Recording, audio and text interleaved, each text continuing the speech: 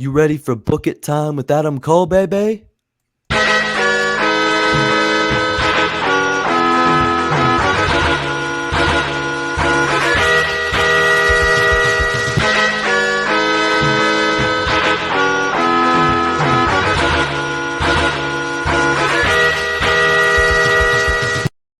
Welcome to Book It, a wrestling podcast for the fans, by the fans, where we book, rebook, and revisit your favorite wrestling storylines.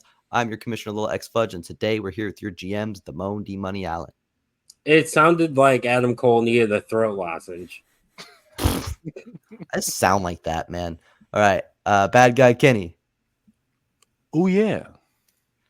Notice the Ouya is a little bit better this week. He's gotten to play plenty of NCAA. He's feeling better. And the 14th return of Hi-Fi Mike. Hi. He's Hi, back. Hi-Fi Mike.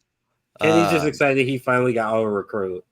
Hey, for real. I only got one today. But today we continue to traverse the lands of the Book It verse as we continue on through the second round.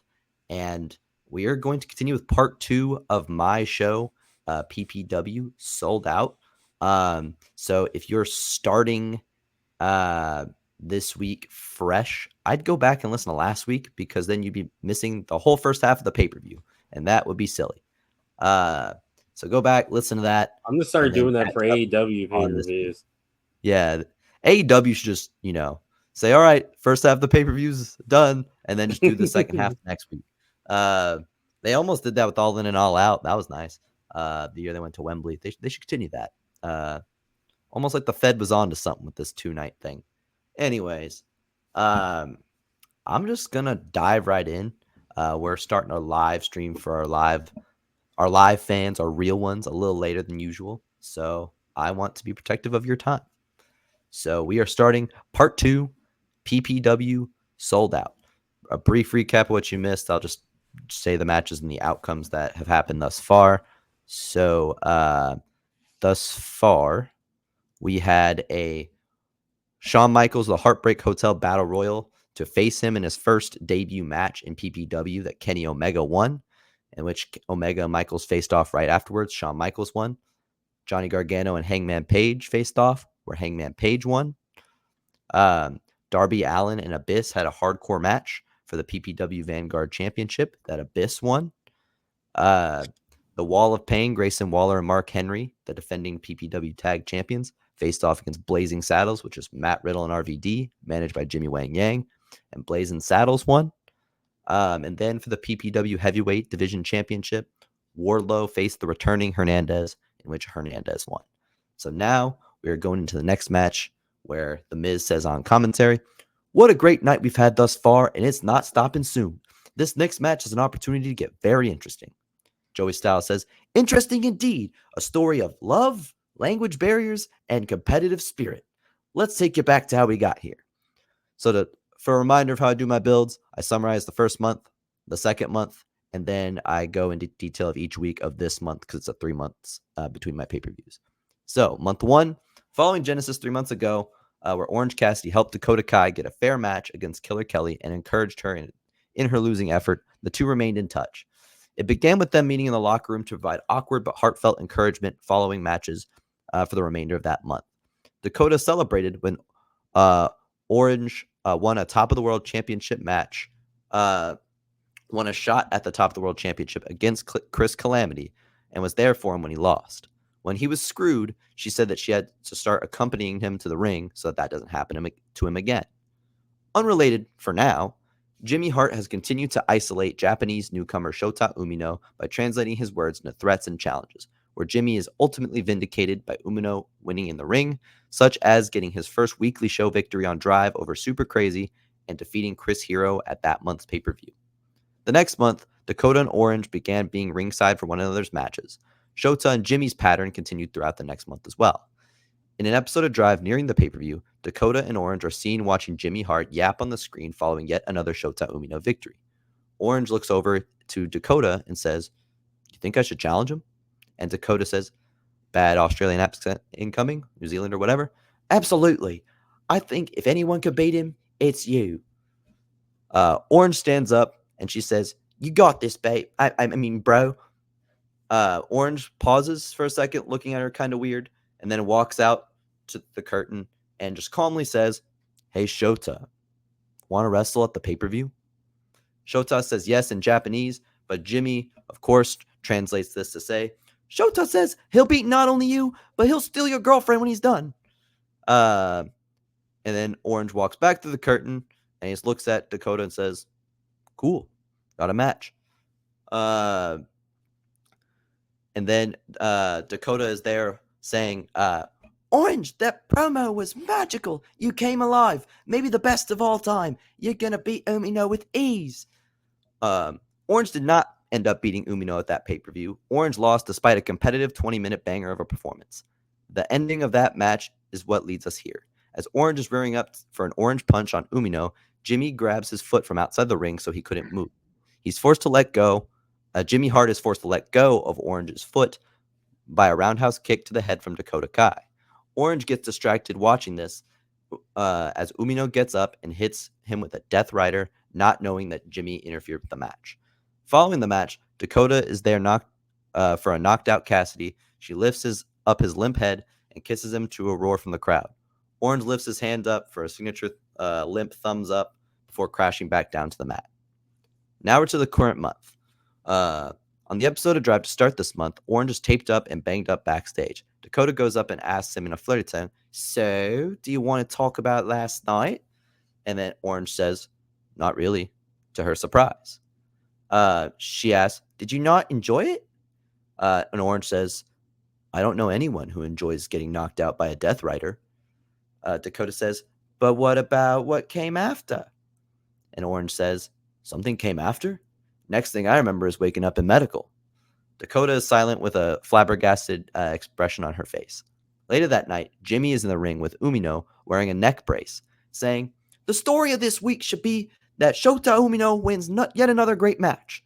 But instead, it's poor old Jimmy Hart gets assaulted by that scalawag Dakota Kai. If there's anything to be known about the Mouth of the South, is that he goes down swinging. So next week, Dakota, I challenge you to a one-on-one match on Drive." The following week, this match takes place.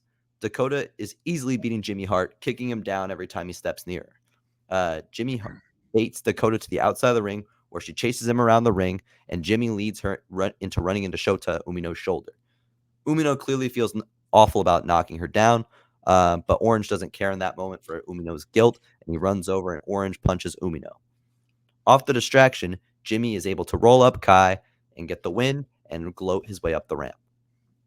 The next week, Umino, without Jimmy, approaches Orange and Dakota. Orange immediately stands up like he's ready to fight him, and Umino says in English, "I'm very sorry." Orange says, "Jimmy's been lying. Also, I'm going to kick your ass." And then he holds up his phone, which translates that into Japanese, and Shota stands there looking confused. On the Go Home show, Jonathan Coachman is backstage and says, "At this time, I'm here with Jimmy Hart, who won his first in-ring competition 2 weeks ago. You won a controversial match in a controversial fashion. What are your thoughts?" Jimmy says, "Well, first of all, you forgot to call me undefeated Jimmy Hart, accompanied by undefeated Shota Umino. Secondly, it seems that there's scores that need settled, and a pay-per-view sold out without Shota on it. So just like we've done with the Orange and his little situationship, we'll kill two birds with one stone. At Sold Out, this undefeated team challenges Orange Cassidy and Dakota Kai to a tag team match. And seeing that you're 0-2 against us, I wouldn't blame you for being scared." The next thing you see is Jimmy Hart get snatched up by his collar, and Orange is the one holding him. And he simply says, "Deal." Jimmy screams, "Shota, help, help!" Shota stares at Orange but doesn't get in the way as Orange shoves Jimmy down. Umino looks more conflicted than angry about Orange going after Jimmy. So we get to the pay-per-view, and the match begins with Dakota Kai and Jimmy Hart in the ring. Dakota immediately hits a scorpion kick when Jimmy runs up, but Jimmy then scurries over to the corner and tags in Shota Umino. Dakota is willing to fight Umino, but Umino clearly feels weird about it. He blocks her punches to the face while she wears down his legs with kicks before eventually tagging in Orange. Orange goes for a tilt-a-whirl DDT Tilt-a-whirl tornado DDT, but Umino reverses it into a backbreaker. Orange takes the momentum back in the match by hitting a mousetrap DDT before emphatically putting his hands into his pockets. With his hands in his pockets, he hits a drop salt on Umino, then goes over to Jimmy in the corner and looks at him condescendingly. He then does the soft kicks to both legs with "Ohs" from the crowd before surprising him with a hard headbutt, knocking him off the apron. Orange gets on his knees for Dakota to do a poetry in motion off his back to the outside of the ring, knocking Jimmy Hart down. Orange then turns around and gets hit with a perfect plex by Umino for a near fall. Umino runs off the ropes and hits a blockbuster on Orange. Umino then continues the assaults on Orange with a regal knee and an STF. Umino goes for the twist and shout, a snap swinging neckbreaker, but Orange reverses this into a blue thunder bomb. Instead of a pin attempt, he drags Umino's limp hand to force tag Jimmy Hart in. Orange then whips Jimmy Hart into the corner, hits a running, lifting knee to the head, and tags in Dakota, who hits the 10 punches on Jimmy Hart before doing a monkey flip. Sorry. Kai then hits the chiropractor, which is a front flip backstabber, and pins Jimmy Hart 1, 2, 3. And after the match, Dakota gets a mic, and the crowd starts chanting, "Ask him out, ask him out." And she asks, "I don't know if you could tell, but I see us as more than friends and tag partners. Do you want to go out sometime?" She puts the mic to his face as his hands are in his pockets, and he says, "Sure." The crowd cheers as he removes one hand from one of his pockets to hold her hand and walk her up the ramp.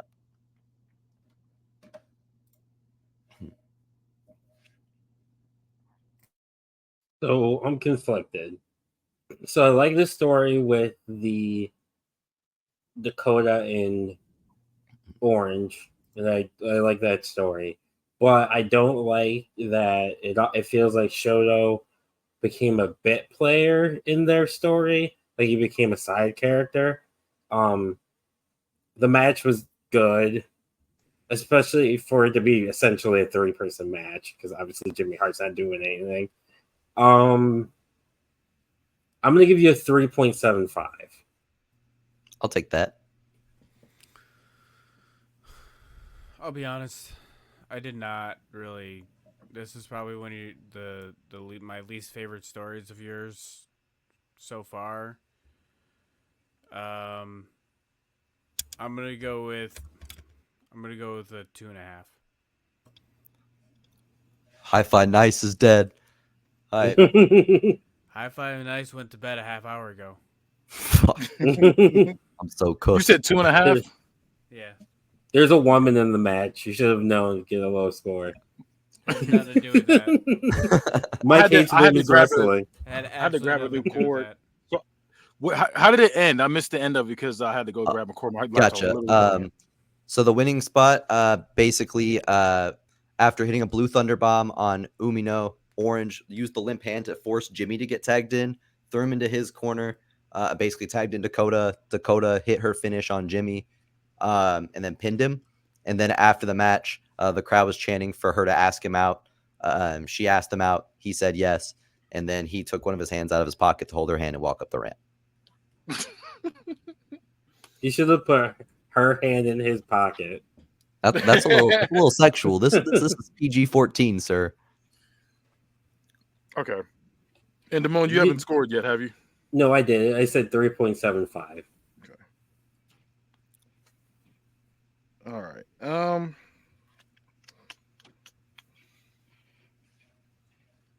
I'm at a 3.5. That's what I'm at 3.5. Hey, I was like, it's a decent. To me, it's a decent story. It's not great, but it's not bad either. I'm here for it. I thought you'd hate I that story. found it Honestly, for- I was really nervous about that one. For 'cause it- whatever reason, I expected more. I don't know. You expected more of like? Can you say more of what? Like more of like the intensity, the love story, like? Yeah, I mean, I just wanted more action. I just felt like there wasn't enough action. I guess that's. I want more. Feed Yeah, I me mean the more. match was there, Feed but I just me felt like more. everything else was just lacking in any action. It's the best way I can explain it. All right, I got you. Sorry, I left my water in the other room and my voice is paying for it. Well, go get your water, otherwise we're gonna lose you in a match and a half. So if you need us to hit an ad, we'll hit an ad. So I'm gonna go get some water to lube up my voice. And speaking of Boy, am lube, I horny.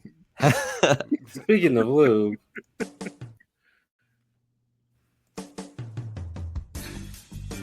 Your body and the bodies you're loving deserve nothing but the best. Organic Lovin' is the only adult subscription box that includes eco-friendly body products, from body-safe adult toys to sex-positive books and erotic seminars. Organic Lovin's online store has everything you and your partner or partners could ever need to heat things up. And right now, your friends at T13 Media want to take 10% off of your next order. Just go to organiclovin.com and use promo code T1, T-H-R-E-E, like the sound the bed makes, when you check out. Organic Lovin'. Love organically, purely, deeply, boldly. all right, ready to go. Voice sounding nice and clear now. So Joey Styles says, well, we were preparing for our next match on the card, but we're getting some word of some action in the locker room. Let's follow the camera crew. You see the camera crew running down the corridor and a locker room door swing open. Inside, you see a circle of wrestlers. The camera is able to get a peek above it, and you see Triple H and Jack Perry in their street clothes, both in black pants and leather jackets. Weird how these motherfuckers dress the same. And Perry yelling, oh, wow, big shocker. Your massive ego cost someone an opportunity. Unlike you, I would have beaten Kenny and Sean. Your time has passed, and it's about time that I got what I deserved around here. You get in my way again, and I'll whoop your ass. Do you understand me? And Triple H is laughing and saying, this has got to be a joke, right? You think this is going to advance your career? Try me. I'll end it before it even starts. And trust me, it really hasn't started. You're a non-factor, mid, bland, not even B+. Really just a pest to everyone in this locker room who is waiting for me to beat your ass. Perry swings at H, but H pins Perry against the lockers, repeatedly punching him in the face. You see this fight go unchecked by the other wrestlers until General Manager Dan the Dad runs in screaming, stop this poppycock immediately. The wrestler crowd makes a path and the fight stops. And he says, here in PPW, we settle our problems through wrestling, not through fighting like we're on the streets. However, I'm not above an occasional exception. There's clearly been tension between you two since the Battle Royal, and you're not dressed to compete. So, everyone else, clear the locker room, cameras, stay right here. You two are going to finish this in a street fight right now. The room clears, and H resumes pinning Perry against the locker before slamming his back up against it, then hitting a spine buster onto the floor and raining more punches down on Perry. The fight continues out into the hallway, and Triple H goes to each like merch and food stand in the arena, bashing his head up against it multiple times and allowing the employees to throw things at Perry. Perry's able to get a little bit of separation by breaking the eyes and getting some cheap shots to the face before Triple H comes running down the corridor and hitting him with his jumping knee. Triple H gets Perry into a front headlock before hitting a snap DDT onto the arena floor for a close 2. Perry runs away from Triple H down the hall and around the corner.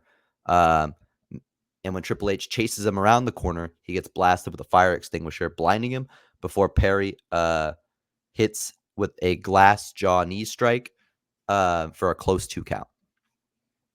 When H gets up, Perry sees Triple H standing next to a window. He gives a smirk to the camera, and then he spears Triple H through the glass window. He attempts a pin. 1, 2, Triple H kicks out. They both get up rather slowly, but Triple H takes control, having more fortitude due to his size. He's really bashing Perry against the walls, causing his forehead to bleed. And then he lifts Perry up for a flapjack, throwing his stomach onto a stair rail. Triple H then sets up for a pedigree, but Perry is able to break off from it. He then kicks Triple H in the nuts with a low blow. He grabs him by the hair. He spits in his face. He flips him off. And then from his pocket, he pulls out brass knuckles, where he starts repeatedly punching Triple H in the forehead until it bleeds. And then he rears back and I explain this. They're along a staircase right now, and Okay. Triple H is toward the bottom, Perry's toward the top, and Perry basically like runs down the stairs and then hits the glass jaw knee strike again with some elevation before pinning Triple H. 1, 2, 3.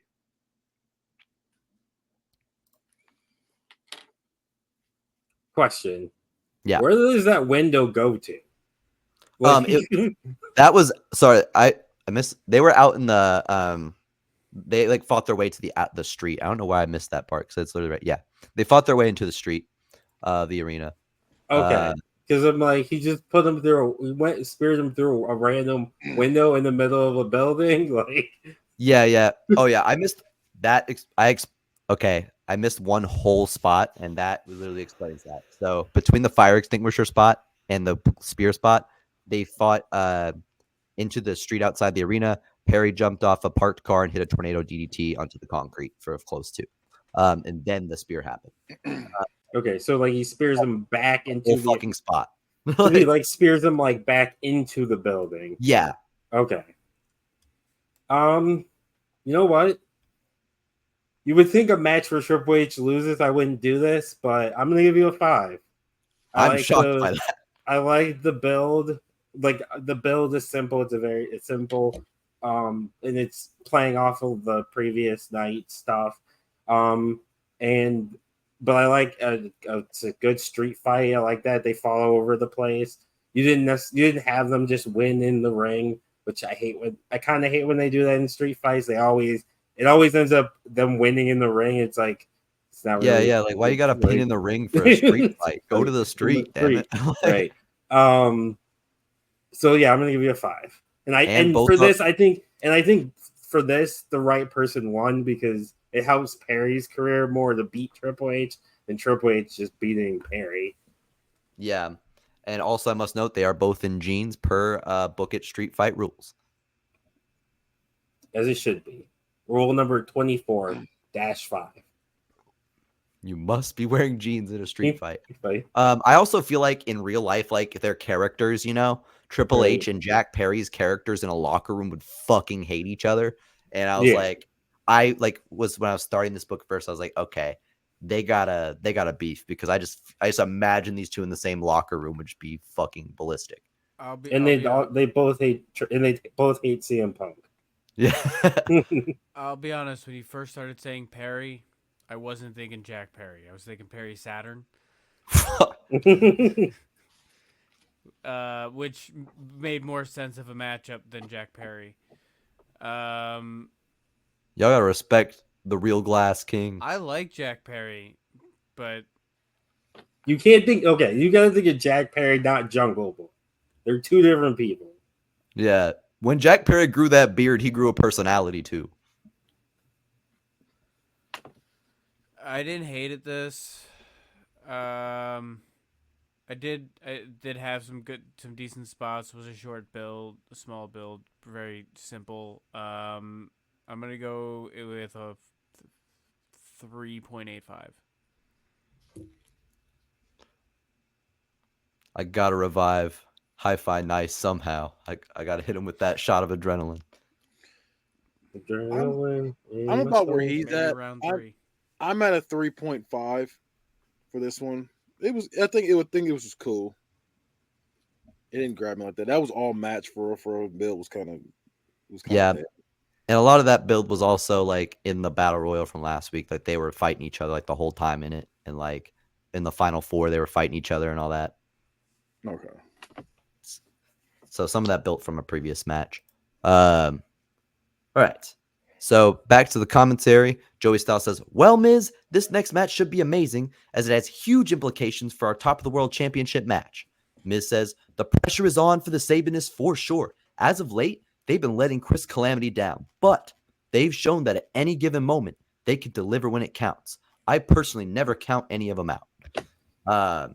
So the first month following Genesis, Chris Calamity held an emergency meeting with the Sabinists, as mentioned in the Darby versus Abyss feud, where he said that since they're in the back of the line for title shots, they can either bulk up for the heavyweight division or they can help Chris and Darby win at all costs.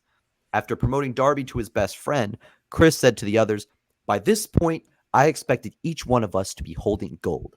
I believed in each of you. When the world saw a reject, a loser, an outcast, I saw more in you. I took you under my wing, being a friend to those without. I wanted to share my success and my greatness with you." And he holds up his belt and says, "But it seems you all aren't ready to reach this level. And that's okay. I forgive you. But your job now is to simply ensure that I never lose this championship. Get creative, study, train, do whatever it takes to lead me and us to the promised land." AJ, nice touch with the envelope, by the way. That's what we like to see. So this month, they successfully helped Chris retain against Orange Cassidy by knocking out a ref and attacking him. I'll go into a little bit more detail about that during the next match's build. They also successfully helped Darby retain, as noted earlier, but they failed to help Killer Kelly defeat Abaddon in her title shot. The second month, as noted in the Darby vs. Abyss build, AJ began being seen drinking protein shakes and eating constantly. Also, as noted earlier, they helped Darby retain by taking him off a table that Super Crazy was diving through. They helped Chris retain against Josh Alexander by stealing his headgear and hitting his injured ears with trash can lids. So now to the current month. On the first week of Drive, Adam Cole becomes #1 contender for the top of the world championship by defeating his old friend Kevin Owens. As they're shaking hands and hugging it out, they're both immediately ambushed by Shannon and TJ. Chris Calamity is waiting for them backstage. He says, "Well done, but where are AJ and Kelly?" TJ says, "AJ has been impossible to get out of the gym, and I think Kelly's with him." Afterwards, it immediately cuts to a quick clip of AJ lifting heavy weights with Kelly spotting him. The following week, the Sabinists are seen doing things to earn Chris's approval. Kelly is seen delivering him food, while Shannon and TJ are seen writing and helping Sabin memorize notes for his promo later that night. That Cole will call him out for practicing in their heated exchange later that night. The next week, in the middle of his promo, Chris is gloating that he's unbeatable because Cole isn't just facing him, he's facing an army. He says he's that, and I'll do this whole promo like in detail in the Adam Cole Chris Calamity feud, but I'm just giving the parts that matter to this match. You are facing a unit of the smartest wrestlers in the game, and you're all alone. Cole interjects on this promo saying, "I think you may have forgotten one thing about me. I am not only skilled, not only cool, not only hot, not only fast, but I'm also very, very well connected. Everywhere I've gone, I've had backup just a phone call away. You think I didn't prepare for this, Chris? I'm always a step ahead, and that's undisputed." As he says this, Roderick Strong, Bobby Fish, and Kyle O'Reilly slide into the ring and take out the Sabinists, leaving Adam there to corner Chris. Cole then messes up Chris's hair and slaps him in the face, then poses for the boom with the unison of the crowd. On the Go Home show, Adam Cole and Chris Calamity are face-to-face and signing the contract and stating their last pieces against one another with their respective friends behind them. After their initial exchanges, Adam says, "I want to sweeten the deal a little bit, Chris. I know that if anyone's got a bigger ego than me, it's you. What I brought with me here is an alternate contract for this match. In it includes a wager. Right before our match on Sunday, the 3 stupidest looking goons I've ever seen, who I know don't have a match, face the illustrious Undisputed Era. If your boys win, they can stay at ringside and you can pick the match. Same for me if my guys win. And you ought to be inclined to sign this because right now is a situation you can't handle, where the odds are equal. And this is your only shot to regain leverage. Do you trust these guys behind you?"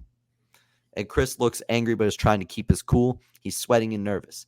And he mutters, "Of course I trust them." And he looks back at each of them and says, "And they will not let me down. He signs the contract and angrily storms out of the ring. Adam Cole and the Undisputed Era pose in the ring to the delight of the fans.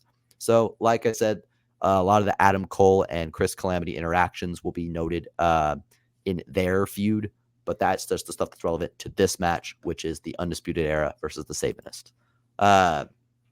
So, AJ Agony and Roderick Strong start the match. AJ goes for a springboard crossbody, but it gets reversed into a backbreaker from Strong. Strong then hits a Canadian backbreaker, an Argentine backbreaker, and a double underhook backbreaker on AJ before tagging in Bobby Fish.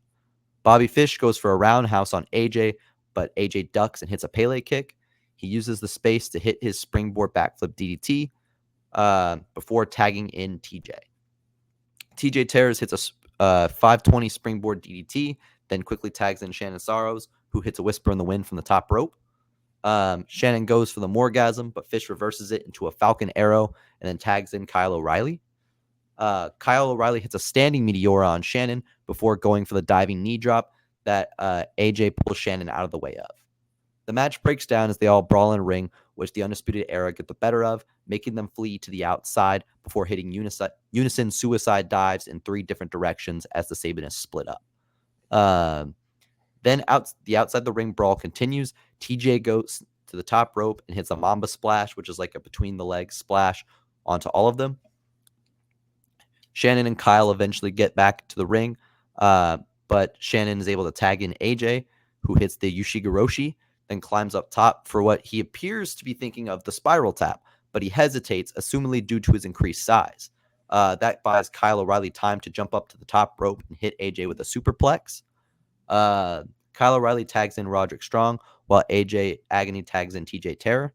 TJ goes for the Damnation kick, but Roderick hops down and hits an Olympic slam from behind. AJ and Shannon run in, but Fish and Kyle take each one of them down with their signature heel kick and leg sweep combo before Strong is left alone with TJ and hits the end of Heartache for the 1, 2, 3, meaning that Adam Cole will get to pick the match and the Undisputed Era will remain at ringside. Okay. I think it's pretty solid. Don't obviously the only thing is because of the way you're doing it, a lot of the build is it'll be later, so I can only judge because you're intertwining the two, so it's kind of hard to judge the build with that. I do think the right team won, and it's a really good match. I'm gonna give you a 4. Okay. And yeah, there's Sean Paul. There's going to be a lot of backbreakers. It's a Roderick Strong match. Yeah. That man, I was looking at his moveset when I was writing this, and there's fucking 10 different types of backbreaker to choose between, and I was like, all he got is dick. All he got is dick and backbreakers. I think he's all out of dick. It's crazy. He got neck though. He's neck strong. He is neck strong. Shout out to Kinda like Kenny. Travis. Unlike Travis, just like Kenny. For this, I'm gonna be the hater on this one. I went with a 2.75. It just didn't grab me like that. But we're gonna see what happens next. I was fine. I liked it. I was fine with it. I'm around where Damone is. Damone, what'd you give it? A 4. You get a 4. I'll give it a 4. I'll take that. I'm starting to get a little bit of hi-fi nice. I'm giving that a little bit of adrenaline in his soul. Bada bing. You spent too much time in New York City. You were there for 3 days. Now all of a sudden he's like, give me a cheddar burger. Give me a cheddar burger. Oh, Gabagool. the bacon, egg, and cheese, the salt, Gabagool, ketchup, I'm cheese, that light. Italian. Not gonna lie, the best food I had there was the bacon, egg, and cheese. That shit All of a is so sudden he's good. Spider-Man. Hey, I ate at the actual pizza shop from Spider-Man 1 with Tobey Maguire. Do you know the pizza shop from Ninja Turtles? I think 2 is shut down. I think there's. Oh, I didn't know about that. That sucks ass. So it was shut down. Go Ninja, go Ninja, go. But I got the Spider-Man 1 pizza, so I won somewhere. So we're going on to the next match. As noted in other builds, Chris had to call an emergency meeting with the Sabanists to adjust their goals following Genesis. Rather than winning all the gold, it became all about ensuring Chris holds on to the PPW Top of the World Championship. Chris's next challenge will be Orange Cassidy. Chris spent the month saying that Orange wasn't as driven as he is, and he wouldn't do anything to win like he would. Orange seemed to be proving him wrong, outsmarting the Sabanists and gaining control in the match. However, the Sabanists knocked out the ref from behind and all hit finishers on Orange, while Orange didn't have any help at ringside. Saban was able to get another dirty victory. This is what prompted Dakota to be ringside for all of his matches. The next month, Saban's challenger would be Josh Alexander. Alexander came in ready, saying that the adversity he's overcome with injuries shows that he's already more driven than Chris is. Alexander says he once had all these friends like Chris has, but it's what you do when you lose them that makes you who you are. Alexander knows what that's like. Chris doesn't. Chris says that Alexander's story is cute and that he's real inspired, but where did that really get him? Alexander is always on the chase for something better, while Chris has everything he wants with half the effort. Some people work hard, and some people are just that damn good. He tells Josh that his greatest challenge is coming to terms with the odds that he can't overcome. The match comes, and it appears Alexander will overcome as he's got Saban in an ankle lock, but the Sabanists unleash a brutal plan where Shannon distracts the ref, Kelly takes Alexander's headgear away, and then AJ and TJ smash his previously injured cauliflower ears with trash can lids. Saban then wins with the numbers game once again. This month begins with Adam Cole being number one contender over Kevin Owens, and they were immediately ambushed after the match by the Sabanists, as noted before. The next week, Adam Cole is in the ring, and he says, "Who's ready for story time with Adam Cole, baby?" And the crowd, after the crowd cheers, Cole says, "Once upon a time, there was a talented but cowardly world champion, using his friends to get ahead because he isn't truly sure of himself. He calls himself the best, but when threatened, he comes up with a plan to cover up his inadequacy." You hear that, and you assume I'm talking about Chris Sabin, or whatever stupid name he gave himself this week. But actually, I'm talking about Adam Cole. And he pauses for the baby and continues. "See, Chris, I am your kryptonite because I understand you. Not only do I understand you, I was you. You can stoop low, I've gone lower. You've been bad, I've been worse. You'll do anything to win? Well, go watch some freaking tape because I've already done it. You've reached the bottom of the well, and it's all dried up." Chris Calamity comes out and says, "I'm insulted, Adam. I'm actually hurt by that. After all that talk, the most hurtful thing you did was compare me to you. See, nobody wants to be an Adam Cole. You are the face of former glory, the has-been of has-beens, and more washed than any ass in this arena. You're done. Give it up. Retire. Go home. Stream on Twitch. Do something other than waste my goddamn time. You know what, Adam? I don't need to say anything more to get in your head because it sounds like you've already spent plenty of time there." And then Adam says one more thing. He says, wait, Chris. I just have one more thing to say to you before you leave. You know the cameras are watching you practice your promo, right? The crowd hits a big "oh" as Adam Cole's music plays and laughs at Chris Sabin. The next week, the Sabanists are in the ring, and Chris says, "Why don't I have a story time of my own, baby?" First of all, what a stupid catchphrase. Now, in this story, there's no fairy tale ending. There's no hearts growing 3 sizes. There's no saving the princess. There's no David versus Goliath. In this story, there's an unstoppable king, and everyone who attended the king's court lived in abundance. There was plenty to eat and plenty to drink. They had everything their hearts desired. He turns around to the Sabin and says, "Right, guys?"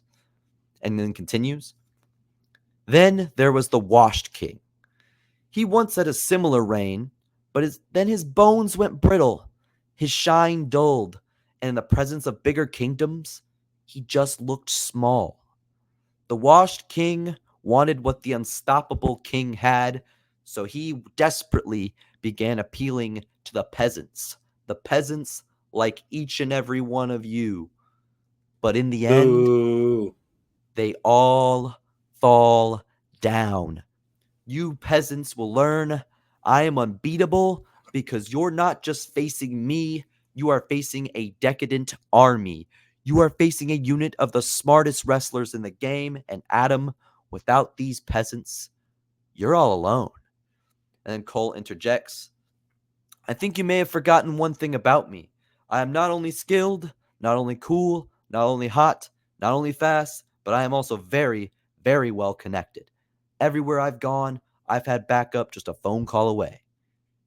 Your head is so far up your ass if you think I didn't prepare for this.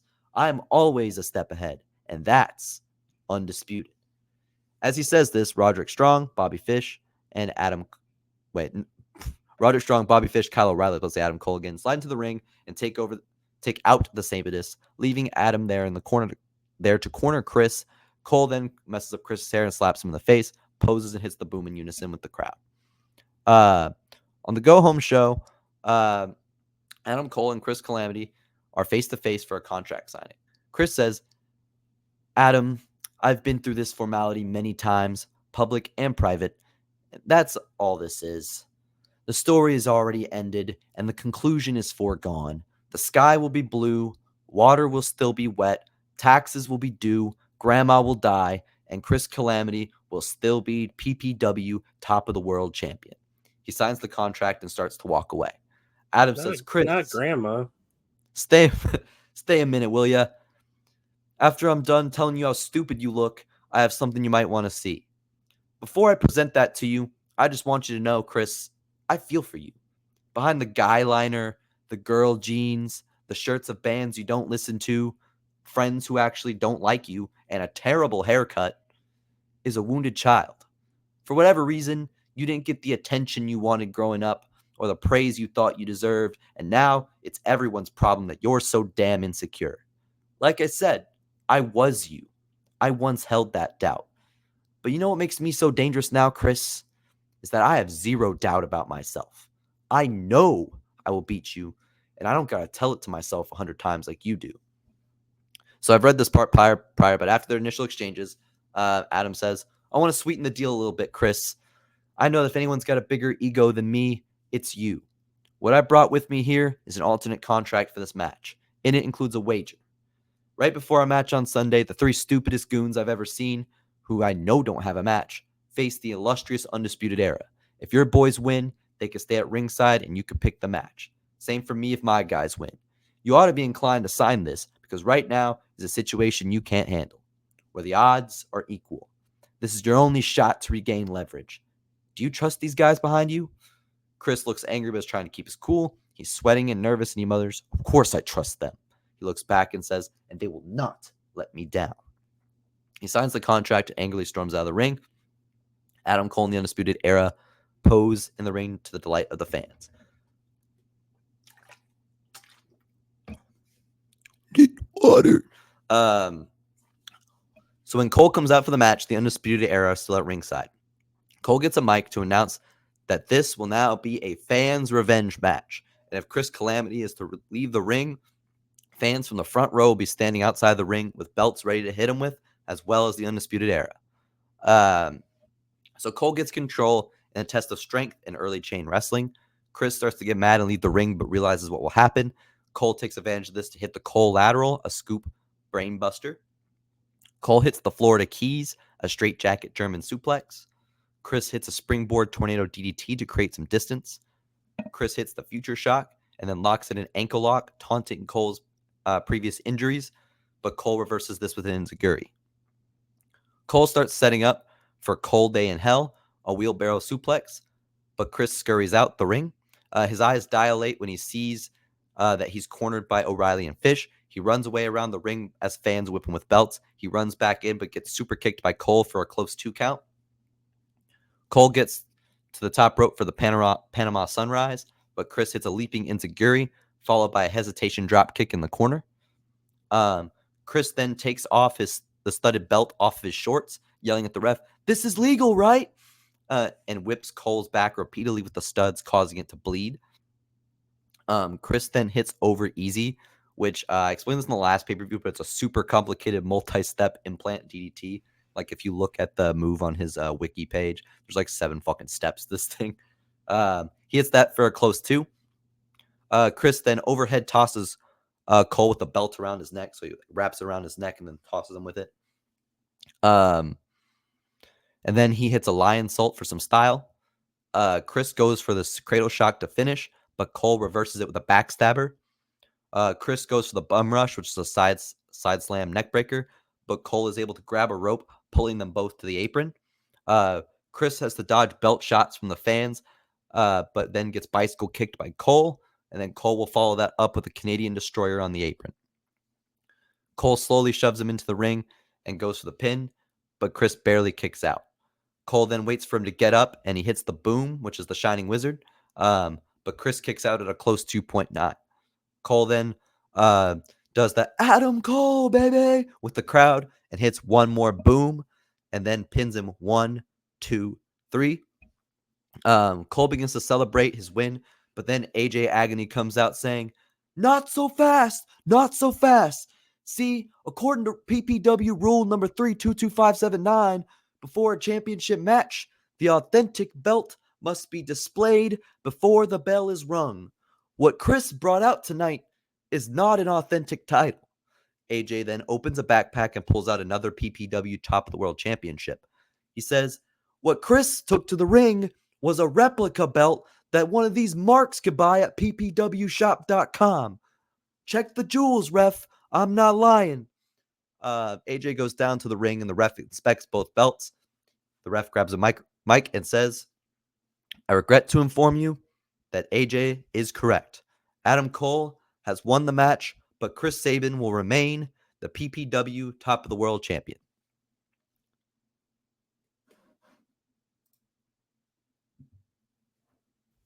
That's the end right there. Yeah. But is this the end of the pay-per-view too? No, there's one more Oh, match. okay. So he retained the belt because the person came out with a fake belt. Yeah, so basically, Chris was sent out with a fake belt, and according to the PPW rules, you have to present the real belt. Like, basically, AJ found some niche rule that you have to have a real belt to present for the match, and then sent him out with a fake in case he lost. I'm not gonna lie, I don't like that. I don't like that. I was on my TNA with this shit. Like, the fans I were was gonna match say, and I that. was like, this is so ridiculous. Like, I was trying to make sure I heard it right. I was like, so because he came out with a fake replica belt, he does not lose his belt. Well, Sean Paul says he doesn't like Yeah, that rule, it's but he's just going to take it up with possession. the PPW authority. He's got For to the go up. directors. It's possession is 9/10 of the law there. John, I'm All not you gonna gotta lie do to you. is have one in your arms and you're a champion. John, I'm not gonna lie to you. I don't like that shit. You're not getting a zero. You're not getting a zero because it wasn't all around fuckery. Sean says it's some 2010s TNA. But that was a really bad. I'm not gonna lie to you. He wants to speak with whoever runs PPW. That's me, buddy. This I'm the manager. Call them. This feels like an M. Night Shyamalan twist that was unnecessary. Yeah. I'm gonna. Damn it, John. Damn it, John. Damn it, I'm not going with, again, I'm not going to zero. I'm calculating the score in my head. Keep in mind the great match you just witnessed. Yeah, it's the thing. Like, I was ready to give you like a 5, and then you did that BS at the end. I was gonna say I thought the match was cool. I really like the build. Cool. I really liked the build. I ending really was liked the tragic. match until we got to the. I liked it even up until like Cole winning was cool and made sense and was good. And I get what you're going for because he said be creative, do anything you got to do to help him retain the title. I just don't. I don't know. I don't feel like. And you know I like a good BS rule. Nah, but that But one. that one. Hey, that is That wasn't it. PPW rule number 322579. Okay. Put some respect. You do have to follow the rules. Fake belt. You Yeah, do have to follow the At rules. I'm gonna just go ahead and ppwshop.com. do it. I'm gonna go ahead and do it. I'm gonna give you a 1. I'm gonna give you a straight 1. Well, I thought you were about to give the 0 because you said I'm I gonna go did ahead. too. No. I'm not gonna give it a 0 because that means everything about it was terrible. Everything like you had no business writing this. I hate you. I hate your family. That's when you get a 0. Yeah, you deserved it last time I gave it to you. This one you're gonna get a 1 because the ending was really bad. I thought it was mid, and then the ending was so bad that I'm like, Yeah, you did the thing you sometimes do where like you're going in the right direction. And then you just were. veer. You were. I was like, okay, You're out of nowhere. yeah. But I get what you were going for. It And went so from I respect the audacity. So it went from a mid 3 to 9. you're gonna get an extra penny for that, for the audacity of doing that. Hey, y'all should be like Sean Paul and give me a 4.25. But then he or changed people there. it. you dropped it to a 3.25. You give me a 3.25. I'll take it. So I'm gonna give you a 3.26. I'm gonna give you I'm gonna give you a cent for the audacity. I'll give you a cent for audacity too. A 101, baby. 1.01. I'm giving you a 3.75. They High hit the Five nail on Nice the is head. back, baby. Yeah, he came in to save the day because I didn't like that shit. 1 point. I was trying to honestly, I kind of wrote that for Damone a little bit too. Like, I thought he'd like that more than he did because I know Damone be doing some weird shit. He does convoluted shit. Yeah. He So I was likes like, no. I Yeah, was like, he Penny's likes. gonna hate this no matter what. Travis is gonna hate this no matter what. But I'm gonna bank on Damone and Mike. It didn't pay off, but Damone likes doing it, but he doesn't like when other people do it. Yeah, I'm a hypocrite. He's a hypocrite on every form of booking. hey, I have no regrets. Like, Hey, I gave him a penny for the audacity. Hey, fuck the ball. I didn't take a risk. It had been a while since I had taken a risk, and with PPW, I felt like I truly hadn't yet. I had to. All right, Brian Pillman. Let's get this last match. last going. match. So, He's calling Brian Pillman. Brian Pillman, yeah, he did. Joey Styles says, "It is now time for our main event, going from one dominant champion to another, but they couldn't be any more different." Miz says, "While Chris Calamity holds his title using his brain and connections, the Queen of Locusts, Abaddon, holds it with fear and unknown power that really makes no sense, but I'm not going to dare say anything to her about it." So following Genesis, the pattern continues where someone faces Abaddon, loses, and has adverse physical and mental effects that they can't explain. After losing at Genesis, it became known that Viva Vaughn had to be checked into a crisis center due to the severity of the existential horror she began to have. Due to this being the norm, many would hesitate to even try and face Abaddon. That month, Wendy Chu thought that her lighthearted and lackadaisical demeanor would render her immune to these effects. But after losing her match, she began to have night terrors that became so bad that she had to step away from PPW competition altogether. The next month, Steph DeLander stepped up. Steph felt that her time as the queen of death matches made her fearless, as she's already been busted open and put through so many gruesome things that Abaddon couldn't possibly scare her. That match came. It was contested under deathmatch rules. Abaddon quickly took control and did not relent. DeLander ended up running away from the match entirely as she saw Abaddon grab a handful of broken glass, not knowing what she would end up doing with it. This month begins with the same broken down cathedral that Abaddon usually cuts her promos from. When the camera goes into it, it's cold, foggy, and quiet. Everything is gray, aside from the torches being used to light it. Abaddon is shown sitting on the locust-shaped throne. Hooded cultists are seen bowing before her. The camera zooms in, and Abaddon simply says, "There is no one left." And the vignette ends. Next week on Drive, Abaddon's throne is in the center of the ring. The arena is pitch black other than torches being held by the cultists, waving them in weird swaying motions around her. She sits menacingly in the chair. Suddenly, the lights come on, along with the screen, and you hear the gallop of horses. And the camera shows the silhouette of a woman with a cowboy hat on the horse. The woman turns around, and you see the face of hardcore country Mickie James in front of the arena. She gets off the horse, walks into the arena, and then you eventually see her come through the curtain. As she goes down the ramp, she fights off the cultists and is face to face with Abaddon, but then the screen goes black. The TV viewer screen goes black, and Abaddon is gone. Mickie James then grabs a chair from another ring and delivers some extra punishment to the cultists to send a message. The following week, Mickie James cuts a promo from the locker room saying, "I've been in this business for a very long time, and I've seen a lot of dog and pony shows. What I felt in the ring with Abaddon was the real deal. Something about Abaddon's presence is not natural. However, that does not scare me. It excites me.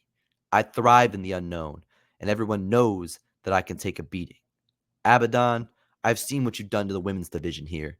It's only right that I take you out and lead the way for women's wrestling once again. This ain't about belts and egos. It's about me paying it forward so the next generation can prosper. Abaddon, what I did to those cultists last week will not compare to what I got saved for you." Suddenly, the lights flicker in the locker room and Mickie starts holding her head in intense pain. On the go-home show, Mickie James is in the ring and says, "Growing up in the country, I was taught to never run away from a fight. If someone's got you cornered, you fight back. I don't know what Abaddon is capable of, but my back is against the wall like it's never been before.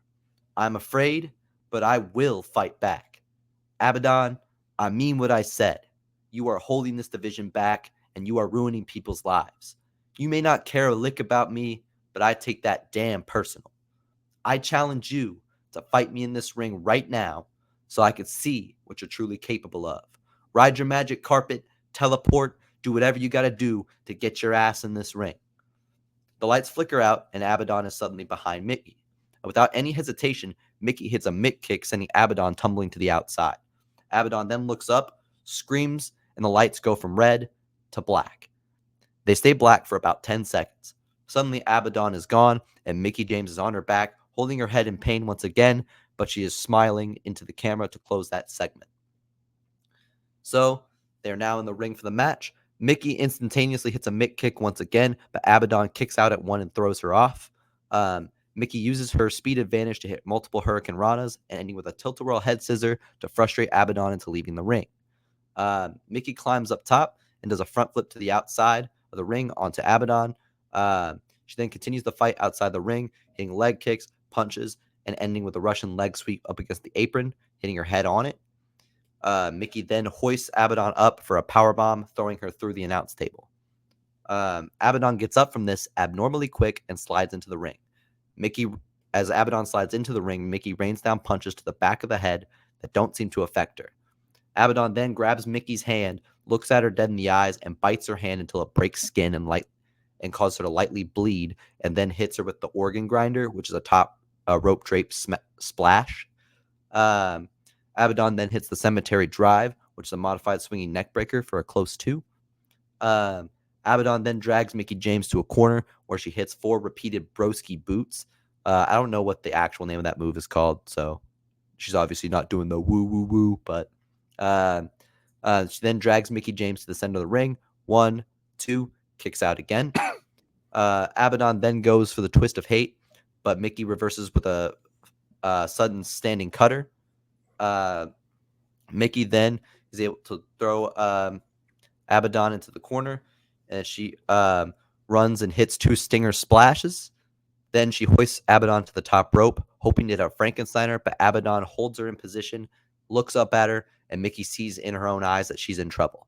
Abaddon screams and then hits an avalanche soul reaver, which is a sit-out backbreaker, and pins Mickie 1, 2, 3.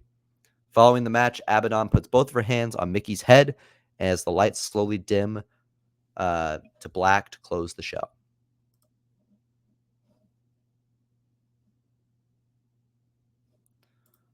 And here's that fucking bird guy about the goddamn hair at the end of the show, too. Fuck you. So I don't know if this needed to be the main event.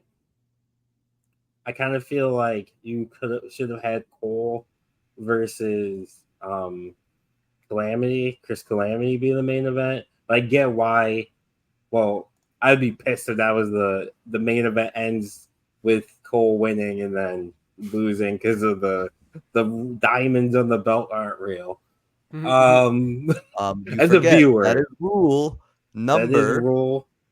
That is rule 322579. True. You got to follow the rules. That's important. The match was good.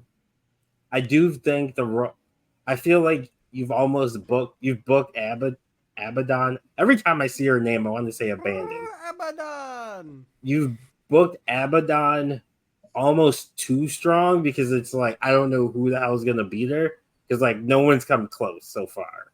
So she's like on a super, like I was gonna say Super Cena run right now, and her character is kind of very one-dimensional. Like because pretty much she said like 4 words the whole time. Yeah. So I say you got to be careful there and start building a contender because right now there isn't really one. But I'm gonna give it a 3. I'm about the same 3s where I'm at. Yeah, I agree. I'm also at a 3. Y'all hate women. Sean Paul says Clemmy versus Cole for the main event. And that's great heel heat, but weren't you dropping me $1? Is it great heel heat or is it bad heel heat? Y'all gotta make a decision. I will say if that's how the pay-per-view ended, people throwing shit. I actually probably would have given you more. Weirdly enough, that would have actually would have probably increased your score a little bit. If it was the main event, to have the main event end that way, I'd be pissed as a viewer. Like, what the fuck is this shit? But realistically, if you think about it, it is a good way to end, like a good bad way to end the show. I get what you mean. But I think you got to be careful with Abaddon. I keep wanting to say Definitely like a Fiend-esque gimmick that like is hard to book, especially with a title involved. So yeah, Sean gave it 1 more quarter than y'all, so he's less sexist than you pigs. But that's the end of PPW sold out. Real quick, I gotta spin my wheel for my next show. And then we will do rapid fire plugs since we started a little late, and we'll get on out of here. So, Kenny, do you have the wheel prepared? Well, Kenny does that. Yes, I do. I just need if Damone can send me the roster. I did. Check your. Well, while he's doing that, do your plugs. Damone, what's your plugs? Yeah.